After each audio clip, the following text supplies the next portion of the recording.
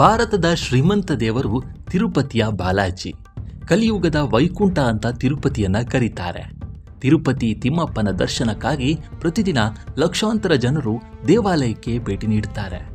ಬೇರೆ ಬೇರೆ ರಾಜ್ಯಗಳಷ್ಟೇ ಅಲ್ಲ, ಬೇರೆ ಬೇರೆ ದೇಶಗಳಿಂದಲೂ ಭಕ್ತರ ದಂಡೆ ಹರಿದು ಬರುತ್ತೆ.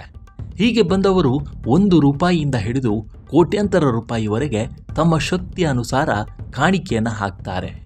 ಇದೀಗ ಕೇವಲ 10 ಗಂಟೆಗಳಲ್ಲಿ ತಿರುಪತಿ ತಿಮ್ಮಪ್ಪನ ಹುಂಡಿಯಲ್ಲಿ ಬರೋಬ್ಬರಿ 97 ಕೋಟಿ ರೂಪಾಯಿ ಕಾಣಿಕೆ ಸಂಗ್ರಹವಾಗಿದೆಯಂತೆ. ಆಂಧ್ರಪ್ರದೇಶದ ತಿರುಮಲದಲ್ಲಿರುವ ತಿರುಪತಿ ದೇವಸ್ಥಾನವು ಜುಲೈ 15ರಂದು ಭಾರಿ ದಾಖಲೆಯ ಕಾಣಿಕೆ ಸಂಗ್ರಹವಾಗಿದೆ. ಕೇವಲ 10 ಗಂಟೆಗಳಲ್ಲಿ ಬರೋಬ್ಬರಿ 96 ಕೋಟಿ 98 ಲಕ್ಷ ಹಣ ಸಂಗ್ರಹವಾಗಿದೆ.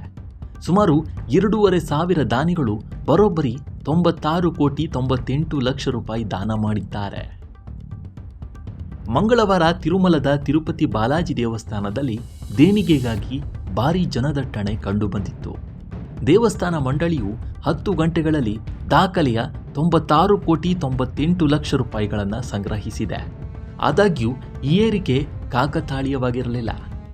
ಜುಲೈ 15ರ ಮಧ್ಯರಾತ್ರಿ ಹೊಸ ದಾನಿಗಳ ನೀತಿ ಜಾರಿಗೆ ಬರುವ ಮೊದಲು ದೇಣಿಗೆಗಳನ್ನು ನೀಡಲಾಗಿದೆಯೇ ಅಂತ ಅನೇಕರು ದಾನ ಮಾಡಿದ್ದಾರೆ ಅಂತ ಹೇಳಲಾಗಿದೆ. ಪರಿಷ್ಕೃತ ನೀತಿಯು ದಾನಿಗಳಿಗೆ ನೀಡಲಾಗಿದ್ದ ಸವಲತ್ತುಗಳು ಮತ್ತು ಸೌಲಭ್ಯಗಳನ್ನು ಪರಿಷ್ಕರಿಸುವುದಲ್ಲದೆ ದಾನಿಗಳು ಇಲ್ಲಿಯವರೆಗೆ ಅನುಭವಿಸುತ್ತಿದ್ದ ಜೀವಮಾನದ ಪ್ರಯೋಜನಗಳನ್ನು ಸಹ ತೆಗೆದುಹಾಕುತ್ತದೆ. ಹಳೆಯ ದಾನಿಗಳು ಅಂದರೆ ಜುಲೈ 15ರ ಮೊದಲು ಕೊಡುಗೆ ನೀಡಿದವರು ಜೀವಮಾನದ ಪ್ರಯೋಜನಗಳನ್ನು ಪಡೆಯುವುದನ್ನು ಮುಂದುವರಿಸುತ್ತಾರೆ. ಮಂಗಳವಾರ ಗಡಿಯಾರ 12 ಹೊಡೆಯುವ ಮೊದಲು ದೇಣಿಗೆಗಳಲ್ಲಿ ಭಾರೀ ಏರಿಕೆಗೆ ಇದೇ ಕಾರಣ ಅಂತ ಹೇಳಲಾಗಿದೆ. ಮಂಗಳವಾರ 2,460 ದಾನಿಗಳು ದೇಣಿಗೆಯನ್ನು ನೀಡಿದ್ದಾರೆ. 1,212 ದಾನಿಗಳು 1 ರಿಂದ 10 ಲಕ್ಷ ರೂಪಾಯಿಗಳ ನಡುವೆ ದೇಣಿಗೆ ನೀಡಿದರೆ 1,246 ದಾನಿಗಳು 10 ರಿಂದ 25 ಲಕ್ಷ ರೂಪಾಯಿಗಳವರೆಗೆ ಇದರ ನಡುವೆ ದೇಣಿಗೆಯನ್ನು ನೀಡಿದ್ದಾರೆ. 2 ಭಕ್ತರು 1 ಕೋಟಿ ರೂಪಾಯಿಗಳಿಗೂ ಹೆಚ್ಚು ದೇಣಿಗೆಯನ್ನು ನೀಡಿದ್ದಾರೆ.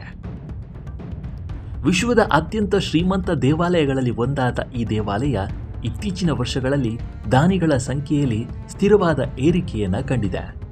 ಇದರ ನಿವ್ವಳ ಮೌಲ್ಯ ಸುಮಾರು 3.38 ಲಕ್ಷ ಕೋಟಿ ರೂಪಾಯಿಗಳಾಗಿದ್ದು, ಇದು ಹಲವಾರು ಸಣ್ಣ ರಾಷ್ಟ್ರಗಳ GDPಯನ್ನು ಸುಲಭವಾಗಿ ಮೀರಿಸುತ್ತದೆ. 2025-26ರಲ್ಲಿ ಇದರ ಹುಂಡಿ ಕೊಡುಗೆಗಳು 1,738 ಕೋಟಿ ರೂಪಾಯಿಗಳನ್ನು ದಾಟಿದ್ದು, ದಿನಕ್ಕೆ ಸರಾಸರಿ 4 ಕೋಟಿ 75 ಲಕ್ಷ ರೂಪಾಯಿಗಳಷ್ಟಿತ್ತು. ಒಟ್ಟಾರೆ ತಿರುಪತಿ ತಿಮ್ಮಪ್ಪನ ಸನ್ನಿಧಿ ಇದೀಗ ಮತ್ತೊಮ್ಮೆ ದಾಖಲೆಯನ್ನು ಬರೆದಿದೆ. 10 ಗಂಟೆಗಳಲ್ಲಿ ತಿರುಪತಿ ತಿಮ್ಮಪ್ಪನ ಹುಂಡಿಯಲ್ಲಿ ಬರೋಬ್ಬರಿ 97 ಕೋಟಿ ರೂಪಾಯಿವರೆಗೆ ಹಣ ಸಂಗ್ರಹವಾಗಿರೋದು ಇದೊಂದು ವಿಶೇಷವೇ ಸರಿ.